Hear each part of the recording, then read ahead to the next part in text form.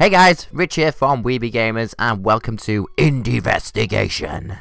It's where we check out some indie games, and this week I'm checking out Deity Quest, courtesy of Indiegamestand.com. Shout out to them for providing us with this game. Check them out, they're like a Steam for indie games. They have some incredible deals every 4 days, they have pay what you want indie titles, fun community content, and oftentimes part of your payment for the games goes to charity. So it's a great service, definitely check them out if you're into your indie PC gaming. So what is Deity Quest, you might be wondering? It's a Pokemon inspired RPG from Fancy Fish Games where you play a recently graduated god assigned to a world, and you have to gain followers and power in a bid to become the Overgod. It's in the process of voting for Steam Greenlight, and anything Pokemon inspired is fine by me as a huge fan of that particular franchise. So for some reason the creators decided to make the male character a sad sack ginger. So I figured, why the hell not be female, and sticking with the Pokemon theme, name her Misty. As you pick your character, you also get to pick an alignment. You can be good, life is priceless, no cause is worth the death of a friend, and you get perks and weaknesses with each alignment. Obviously a +1 HP regen for good, and evil you get +50 attack damage, but you get trouble with good followers. The cause is your life if you're evil, so basically Ash or Gary. Each alignment comes with its perks and weaknesses, and I went with health regen because why not? So once you've picked your alignment, you get a little bit of a backstory. You're the graduate of a century-long godling academy, and you're also the granddaughter of the professor. Does that sound similar? Oh yeah, sounds similar to me. But century-long, Jesus. She also wants to be the very best, like no one ever was. Damn, I love these Pokemon references. Your rival eventually shows up and he looks like a right tough-nosed douchebag, and he thinks you've had it easy because you're the granddaughter of the academy head, the swine.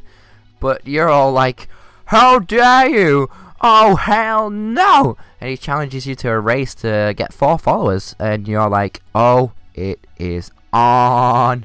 So you got your standard RPG shop with a bunch of arbitrary items for health, mana, reviving, etc. I bought some apples and grapes because you need your fruit, kids. Kids, fruit is important.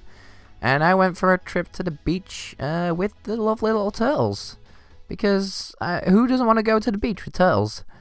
Here we are, we're at the beach, and I had to run in that tall grass because, well, you know, I thought something wild might appear. I thought the turtles would be friendly, but it turns out they're these huge, hideous creatures that you have to battle. So this is how you capture followers. You basically drag that convert spell onto them, and eventually that white bar fills up, and they become your followers, and you basically add them to your party. You get a nice victory thing there.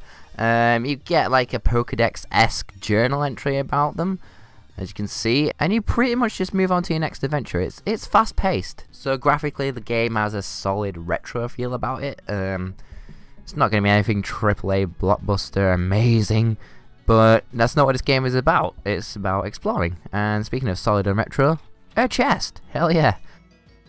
So in the midst of battle you can access spells from the top left there. They're branching as if they're like a talent tree, and indeed there are different types of spells you can learn, such as damage there, and you can have healing and protection, but of course I'm going with damage. I'll learn the Holy Bolt.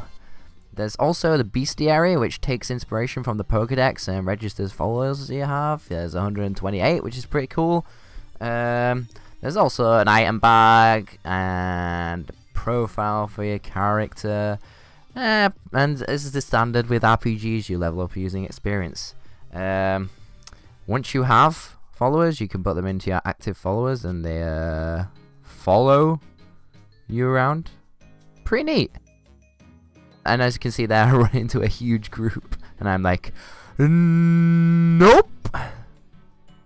But then I do try and fight them, and I get to try out the flee feature, which lets you escape from battles.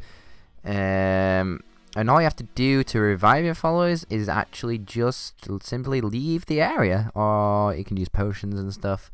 So I leave the area, I take it to the fields, and BAM! My followers are back, as you can see there. Eventually got to it. So I spot a beetle. Look, I get very excited. And I'm like, oh hell yes, need to convert this beetle. Need it in my party. Please, please, please. Beetle is mine! So eventually I got 4 followers, and my douche rival has the audacity to call them pipsqueaks and pitiful. Pitiful!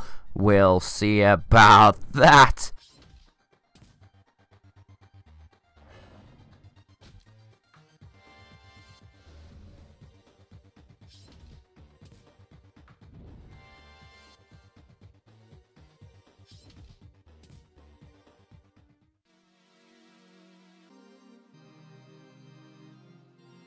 Welp.